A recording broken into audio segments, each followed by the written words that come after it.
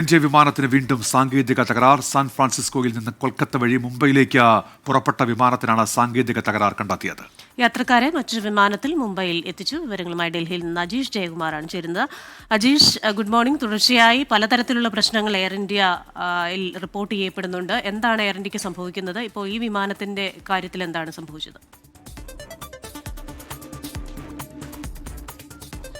Christina, Unmesh, ഇന്ന് പുലർച്ചെ കൊൽക്കത്ത വിമാനത്താവളത്തിൽ ലാൻഡ് ചെയ്ത വിമാനത്തിനാണ് ഈ ഒരു സാങ്കേതിക പ്രശ്നം കണ്ടെത്തിയിട്ടുള്ളത്. എയർ ഇന്ത്യയുടെ AI-180 എന്ന വിമാനമായിരുന്നു ഇത്. സാൻ ഫ്രാൻസിസ്കോയിൽ നിന്ന് കൊൽക്കത്ത വഴി മുംബൈയിലേക്ക് വരേണ്ട വിമാനമായിരുന്നു. ഇന്ന് പുലർച്ചെ 12:30 കൊൽക്കത്തയിൽ 12:45 കൊൽക്കത്തയിൽ ലാൻഡ് ചെയ്തു. അപ്പോഴാണ് വിമാനത്തിന്റെ ഒരു എഞ്ചിനിൽ ഈ പ്രശ്നം ശ്രദ്ധയിൽപ്പെട്ടത്. അതിന്റെ ഇടത് എഞ്ചിന്, ലെഫ്റ്റ് സൈഡിലെ എഞ്ചിനിലായിരുന്നു ഈ പ്രശ്നം ശ്രദ്ധയിൽപ്പെട്ടത്. ഉടൻ തന്നെ പൈലറ്റ് യാത്രക്കാരോട് നിർദ്ദേശിക്കുകയായിരുന്നു മറ്റൊരു വിമാനത്തിൽ, അതായത് ഈ വിമാനത്തിന് ഇങ്ങനെ ഒരു പ്രശ്നമുണ്ടെന്ന് നിർദ്ദേശിക്കുകയായിരുന്നു. ഉടൻ തന്നെ മറ്റൊരു വിമാന സർവീസ്, ഏതാണ്ട് പുലർച്ചയോടെ തന്നെ മറ്റൊരു വിമാനം ഏർപ്പെടുത്തി ഈ യാത്രക്കാരെ കൊൽക്കത്തയിൽ നിന്നും മുംബൈയിലേക്ക് കൊണ്ടുപോവുകയും ചെയ്തു. ബോയിങ് 777 വിഭാഗ ശ്രേണിയിൽപ്പെട്ട വിമാനമാണ് ഇത്. എന്തായാലും എയർ ഇന്ത്യയുടെ തുടർച്ചയായി തന്നെ എയർ ഇന്ത്യയുടെ വിമാനങ്ങൾ ഈ സാങ്കേതിക പ്രശ്നങ്ങൾ ഉണ്ടാകുന്നത്, അത് ശ്രദ്ധയിൽപ്പെടുന്നത് വലിയ ആശങ്കയാണ് യാത്രക്കാർക്കിടയിൽ ഉണ്ടാക്കുന്നത്.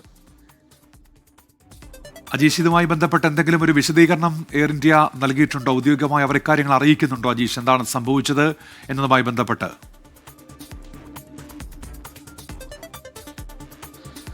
ഉന്മേഷ്, ഇപ്പോൾ ഔദ്യോഗികമായിട്ട് അവർ തന്നെ അറിയിക്കുന്നത് വിമാനത്തിന്റെ ഒരു എഞ്ചിനിൽ അതിനൊരു സാങ്കേതിക പ്രശ്നം ശ്രദ്ധയിൽപ്പെട്ടു.